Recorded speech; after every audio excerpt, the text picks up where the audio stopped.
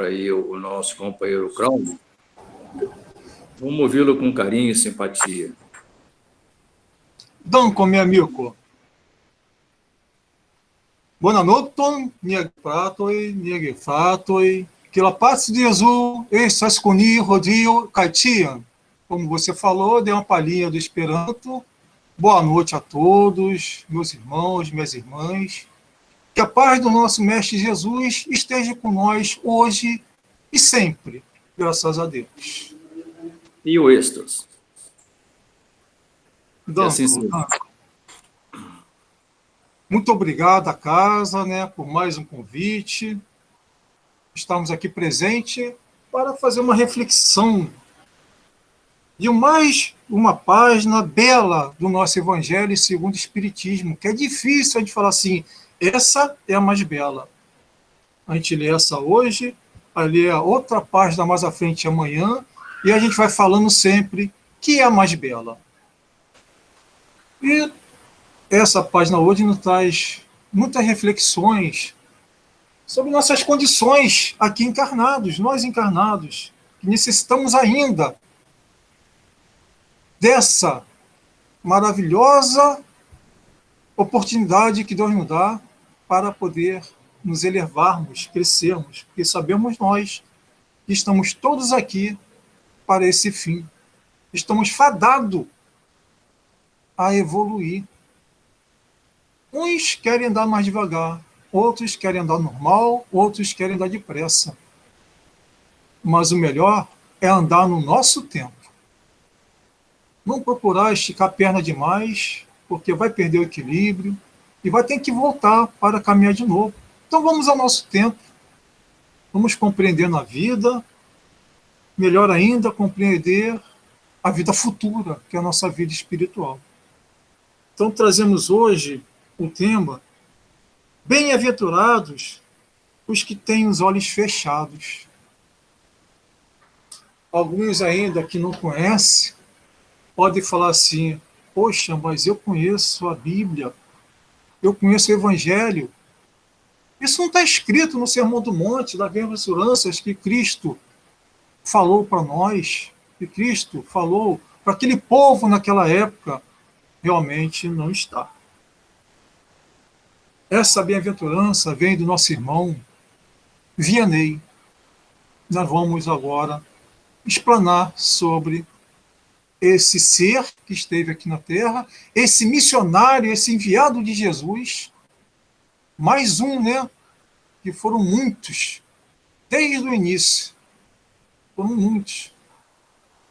Então hoje nós vamos conhecer um pouquinho Vianney e por conhecer um pouquinho, né? Tentar compreender essa bem-aventurança que ele nos trouxe. E agora eu vou compartilhar aqui um slide. Deixa eu pegar aqui para compartilhar.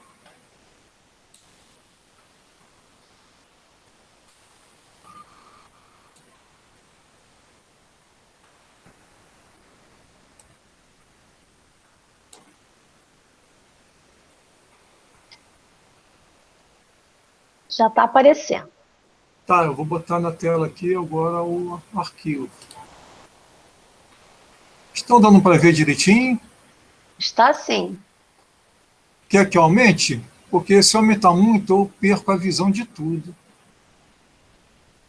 Vamos ver aqui. Ah, ótimo. Dá para chegar direitinho? Tá bom sim, Cláudio, está ótimo. Então tá bom, né? Eu vou deixar assim, porque eu me vejo, eu fico mais tranquilo, que eu estou vendo vocês, alguns, né? E a gente, quando bota tudo, dá a impressão que ele está falando sozinho. Ah, legal. Então vamos lá. Evangelho segundo o Espiritismo, capítulo 8, intitulado Bem-aventurados os que têm puro o coração. Já o título do capítulo já nos diz muita coisa. No item 20, tem o tema de hoje, Bem-aventurados os que têm os olhos fechados. Numa noite, no ano de 1863, lá na primeira casa espírita que se construiu no mundo, na França, em Paris, lá no Palácio Royal, eu não sei falar francês, está escrito aqui Galeria de Orleans, na Sociedade Parisiense de Estudos Espíritas, fundada pelo nosso mestre leonês Allan Kardec. Então, nessa noite, ia ter uma reunião. E essa reunião ia ser uma reunião um pouco diferente. Por quê? Um dos seus componentes levou para essa reunião, que era uma reunião de estudos. Kardec ali estava fazendo aquele processo de investigação com uma das categorias dele, de ser um cientista investigativo. Ele queria se aprofundar naquilo que ele conhecera e que estava predisposto a seguir, como foi-lhe informado. A nova revelação. Então, estavam ali só em estudos, experiências, né? Vamos botar assim, os espíritos superiores, os benfeitores, instruindo através de outros menos evoluídos, e nós temos aí esse que chamamos de Pentateuco kardeciano, que cada um vai falando de uma parte daquele primeiro do Livro dos Espíritos. Então, nessa noite, um dos componentes, não sabemos qual, porque Kardec não nos trouxe quem foi o nome desse companheiro, levou uma criança que havia ficado cega. Com o intuito de quê? Evocar um benfeitor espiritual que ali pudesse executar uma cura, dar de volta a luz da visão daquela criança. Então, eles pensaram um personagem muito querido na França, que quando em vida terrena, praticava o dito milagre. Principalmente, os maiores feitos desse personagem eram de pessoas cegas.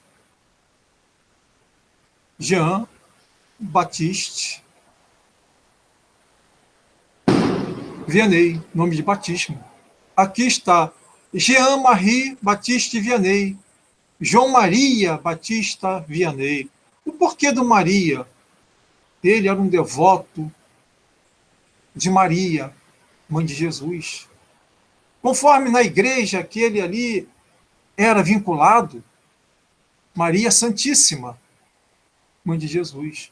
Ele era um ser apaixonado, brado em Maria, tanto é que ele passou a assinar o nome dela em seu nome, né? João Maria Batista Vianney. O cura da cidade de Ars. Sabemos nós que cura é o pároco, é o líder religioso. Então, Vianney, nascido em 1786, teve uma adolescência assim pobre, né? Família pobre. Seu tio ensinou a ler e escrever. Ele queria ser um padre. Sempre quis frequentar, ser um clérigo. Então ele foi estudando com a ajuda de amigos, do tio, da tia, um amigo ali, outro amigo ali. Ele conseguiu entrar para a igreja, fazer o curso de padre, né? Então ele foi e fez, e se formou. Conseguiu o intuito dele. A cidade de Ars estava precisando de um líder religioso. Era uma cidade muito rebelde. Ninguém queria ir para ali. Não era um local bom. Ele estava lá à disposição dos seus superiores. Então falaram assim, vamos mandar o Vianney. Ninguém quer ir para lá. É uma cidade rude, uma cidade de, vamos dizer assim, de caipiras. Nós falamos caipiras, discrimina. Né? Vão até discriminar pessoas. Então, era uma cidade discriminada pelos superiores.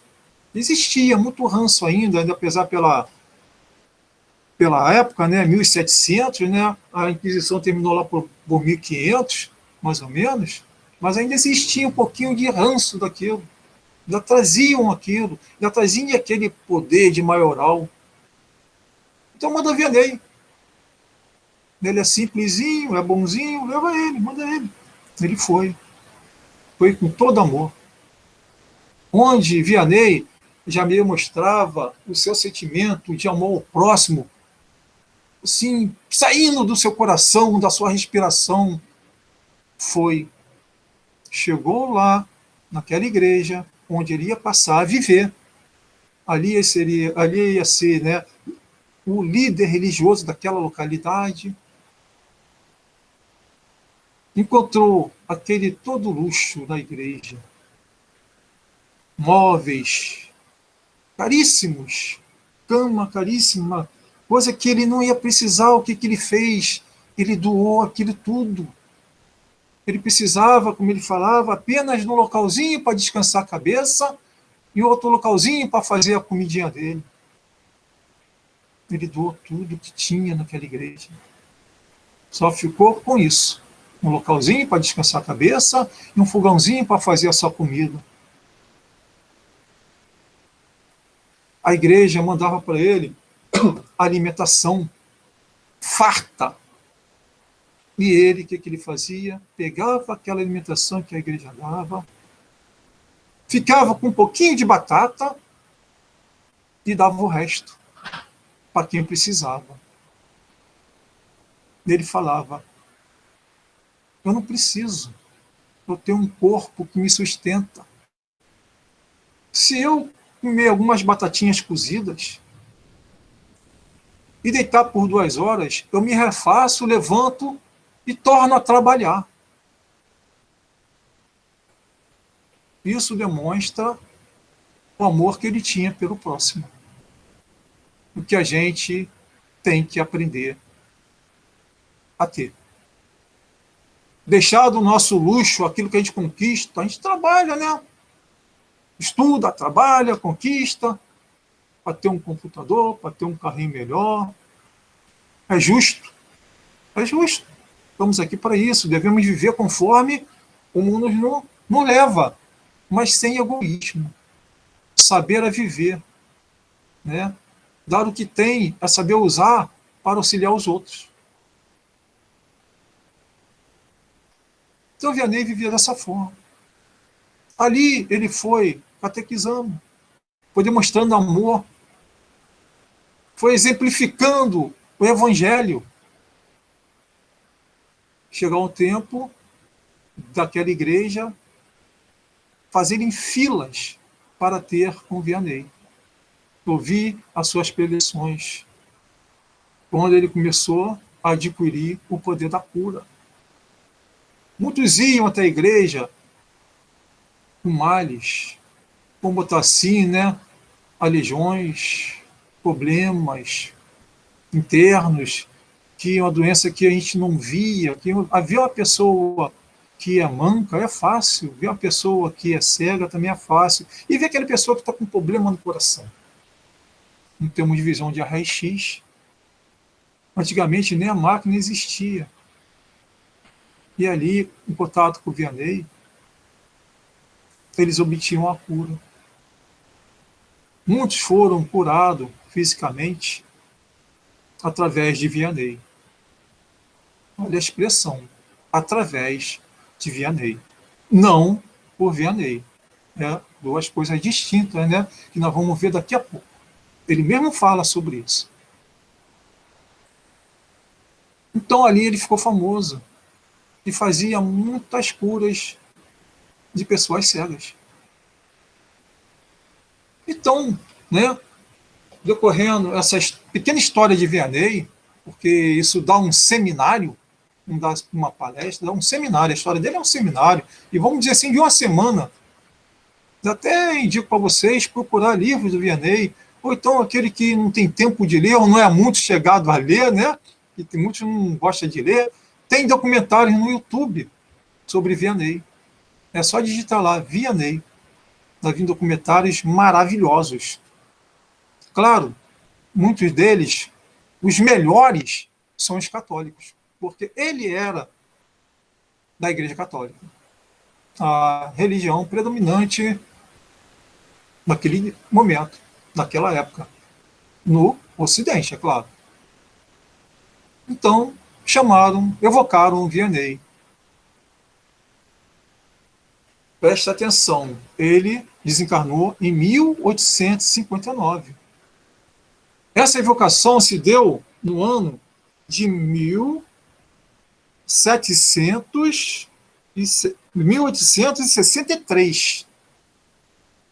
Ele desencarnou em 1859 e essa evocação se deu no 1863, quase 4 anos depois do desencarne dele, do falecimento do corpo físico. Para a gente ver a envergadura que já era esse espírito. Está em condições de, apenas 4 anos, comparecer numa reunião e assistir aquelas pessoas. Então ele compareceu. Dá para ler? Vocês estão conseguindo ler? Pode responder, por favor. Está um pouquinho pequeno. Um pouquinho pequeno, então nós vamos aumentar.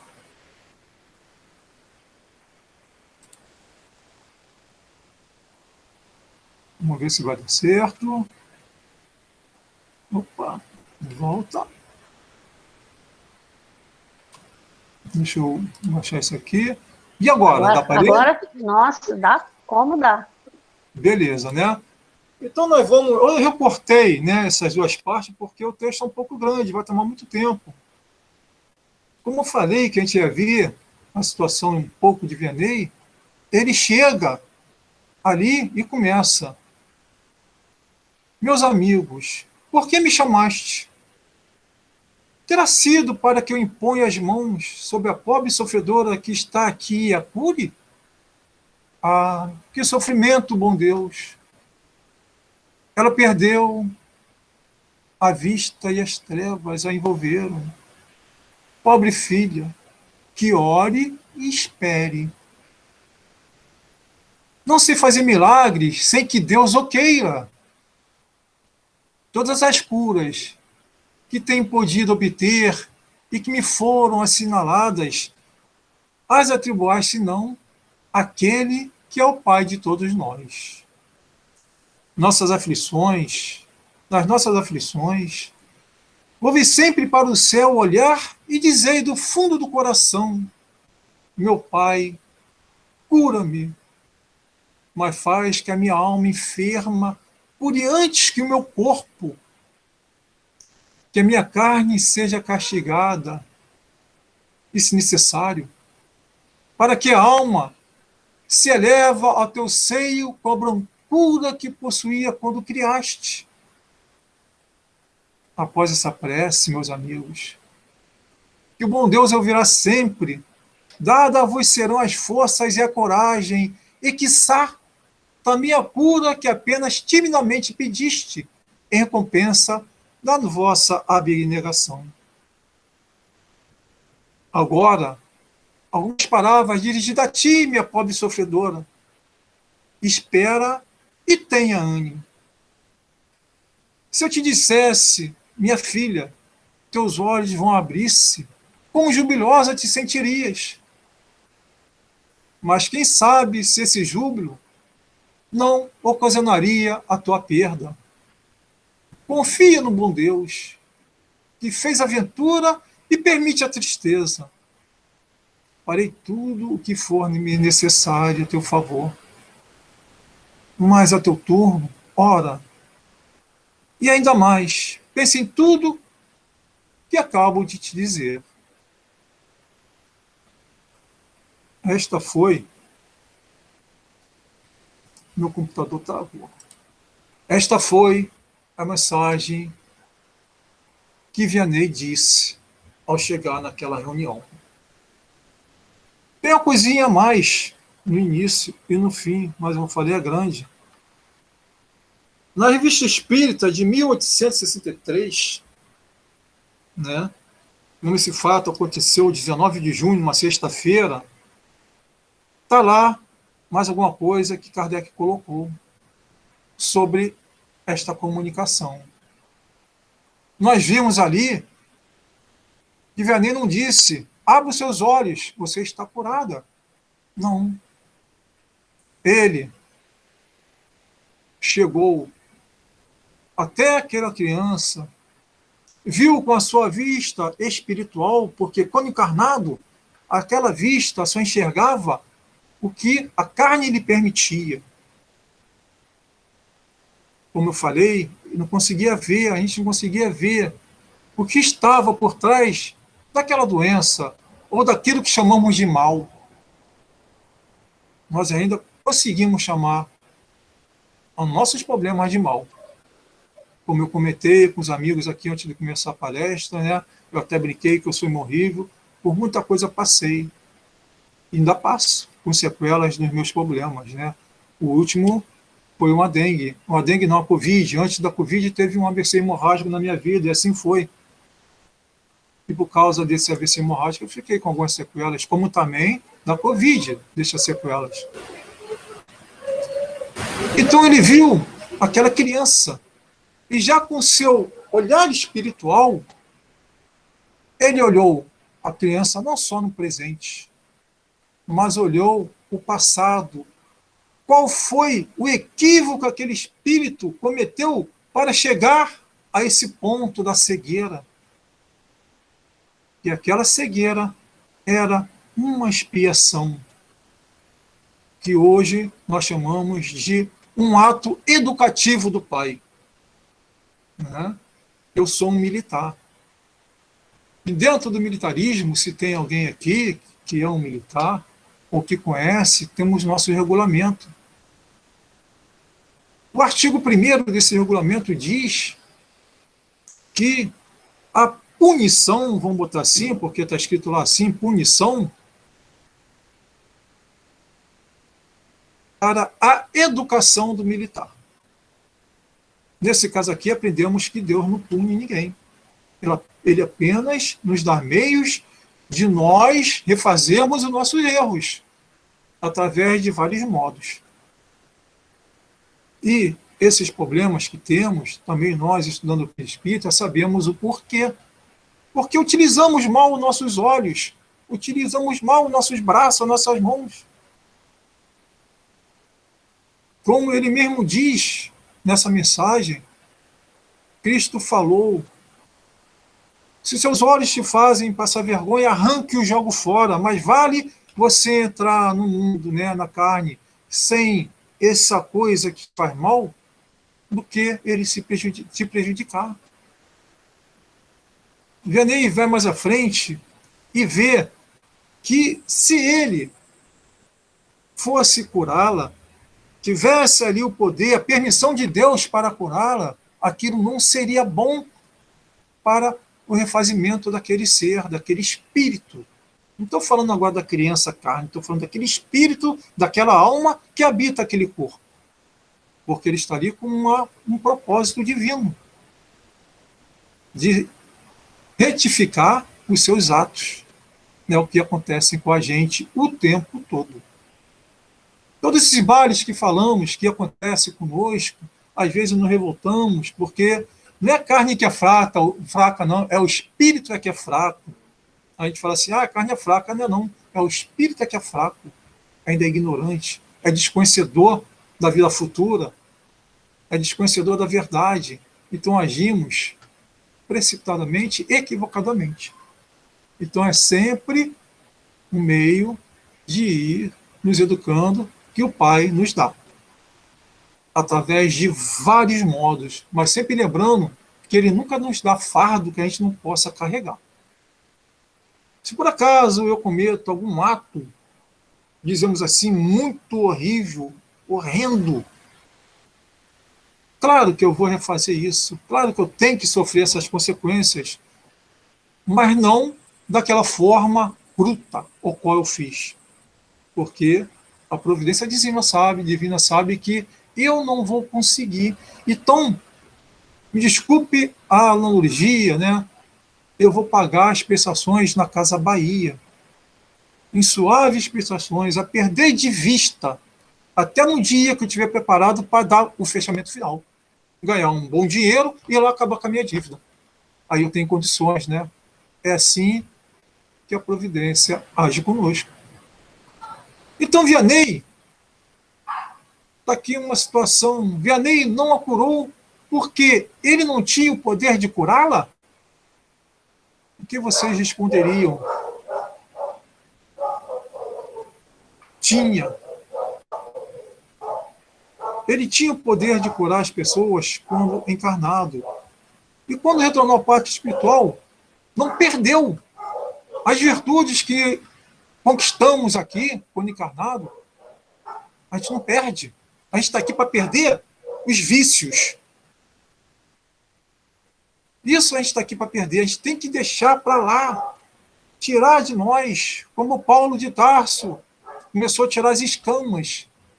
Ele falou que as escamas, né, como Barnabé não, desculpe, Ananias estendeu a mão e retornou à sua visão. Ele sentiu que camas caíam de suas vistas, escamas caíam de suas vistas. E depois mesmo ele disse que ele tinha que tirar muita escama dele. Isso aqui, a gente está aqui para perder essas escamas. E aquela virtude que conquistamos, a gente não perde. E Vianney, pela envergadura que já tinha esse espírito de luz, aqui, né, uma imagem da Igreja Católica, ele está com um desenho, né, de uma áurea, né, de um santo já, né? Ele foi canonizado posterior pela Igreja Católica, agora ele pertencia a ser um santo, e nós dissemos que ele é um espírito de luz, um espírito superior. E essa analogia da áurea ali, né, já nos indica que é a luz, né, legal. Então ele ampliou ali, é ampliado esse poder, ele não perde. Ele tinha o poder de curá-la. Mas ele não quis curá-la.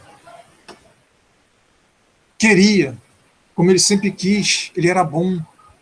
Vivia para o próximo. Vivia ali firmemente no amor ao próximo. Ame o seu próximo. E o próximo dele era todos.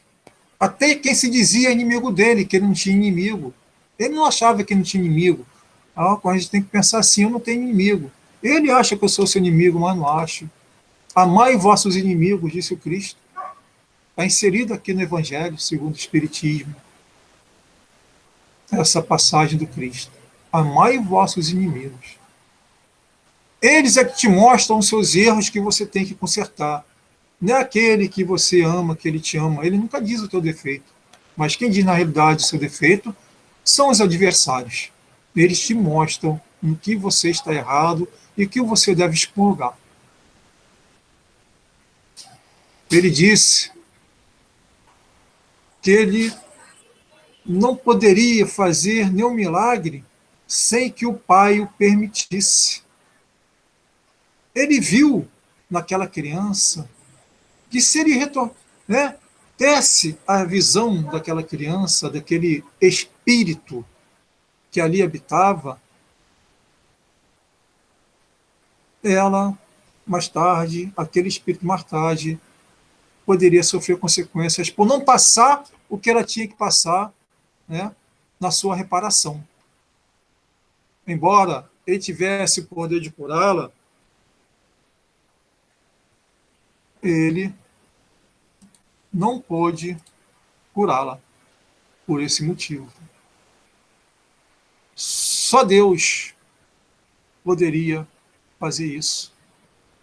Ele não podia ir contra a vontade do Pai, como nós também não podemos ir contra a vontade do Pai. Por que disso? Deus nos dá toda a condição de refazermos os nossos atos que cometemos quando equivocados. Através de quê? Não que aquele espírito cegou alguém, não, agora ele vai ser cego, porque cegou alguém. Essa lei de Talião, que todo mundo fala, que dentro do livro Espírito, na questão 764, ali é bem explicado a lei de Talião como lei divina, que só Deus pode nos impor. o sofrer o que fizemos outros sofrer, para saber que aquilo não é legal. Não dente por dente, olho por olho, mão por mão, pé com pé. Não, isso não. Não é porque eu tirei a vista de um, o outro vai tirar minha vista, aí isso vai ficar um círculo vicioso. Uma coisa que não condiz com a providência. Não condiz do amor que Deus tem por nós. Isso é uma corrigenda. Às vezes, aquele espírito, em encarnações passadas, usou mal a sua vista, né? Usou mal a sua mão, usou mal um dos seus membros, usou mal o seu corpo, cometeu o ato contra si mesmo. Também é digno de correção. Então, embora ele tivesse o poder da cura, ele não podia curá-lo. É onde temos que rever os nossos atos. Como temos que rever como tratamos o nosso próximo. Lembram-nos da questão da parábola do bom samaritano? O samaritano que era visto, né, Jesus usou essa alegoria para exemplificar que o samaritano que era visto pelos judeus, também era um judeu samaritano, mas de outras linhas, como, vamos botar assim, um povo não bom, porque não comungava as ideias dos judeus ortodoxos, né? O samaritano não é um tipo de judeu, mas de outra linha, não concordava com os livros dos profetas, Isaías, Jeremias, Samuel, Malaquias, como os judeus ortodoxos utilizavam. Eles só utilizavam o Pentateuco mosaico. E ali havia uma briga entre eles, eles se matavam. E como o Mestre Jesus nasceu judeu, né, porque ele nasceu numa família judia, numa cidade, num país de judeus, então ele era judeu. E o convívio dele era com judeus. E para exemplificar, ele usou o samaritano como um ser bom, que passou um levita, passou um sacerdote judeu, passou um levita, todos os judeus de outras ordens, e deixaram aquele ser que foi assaltado, quase morto, né, espancado, quase morto, ali, sangrando. E não podia botar a mão quem estava sangrando. Não sei quem é. Ah, não sei quem é não, isso aí é um pagão. Isso é um pagão, quem não era judeu era pagão. Aí Jesus pegou o samaritano e foi lá, cuidou daquele ser que estava ali, à beira da morte. Levou com o estaleiro, cuidou dele, foi embora, deixou pago os denários, que era o diária, né, do hospedeiro lá, para cuidar daquele ser. E quando voltou, né, falou assim, quando eu voltar, eu te pago o restante que você gastar com ele. Essa foi a alegoria que Jesus nos deu para aprendermos a lidar com o próximo. Temos que lidar com o próximo da mesma forma que lidamos com nossos filhos, com nossos irmãos, com nossos pais, com nossos avós, mesmo não conhecendo o próximo. Porque quando a gente começar a lidar com esse próximo que a gente não conhece, a gente vai aprender a amar sem conhecê-lo. É isso que a providência divina quer da gente. Eu amar você sem te conhecer. Nunca te vi na vida, mas eu te amo. Veja o número demográfico de espíritos no espaço. Devemos que aprender a amar todos eles, sem vê-los. Talvez, como espírito, nunca vamos ter contato com eles, porque em números é uma coisa imensurável. Mas ali, aprendemos a amar como Deus nos ama a todos, como Jesus nos ama a todos, e todos os espíritos críticos que chegaram a um nível no nosso entendimento superior. Não igual a Deus, que ninguém vai chegar a ser igual a Deus. Deus é único. Mas vão chegar bem próximo, né, do seu amor. É isso que Vianney nos traz. Vamos curar primeiro a nossa alma. Vamos nos curar, quem tem mania assim, vamos curar nosso espírito. Não, eu sou espírito. Eu tenho uma carne. Então vamos deixar que a carne seja um instrumento de lapidação. Quem já viu aquela imagem de uma estátua se moldando? Ele está se moldando, está quebrando a pedrinha e tornando um ser bonito, né? Belo. É isso que a gente tem que fazer. Não se importar com a carne, e sim com nós espíritos. Porque a carne é um reflexo do espírito. Se nosso espírito está bem, nosso perispírito também está bem. E, consequência, quando tivermos que voltar na carne, a nossa carne também vai estar bem. Se nós limparmos o nosso perispírito através do nosso pensamento espirítico, não vamos transmitir nada para a carne. Mas enquanto a gente tiver com nódoas, manchas em nossa mente, transmitimos para o nosso perispírito. E o nosso perispírito transmite para a nossa carne, quando encarnados. Aí que vem as mazelas, vem as doenças, vem o mal que a gente diz que há em nós.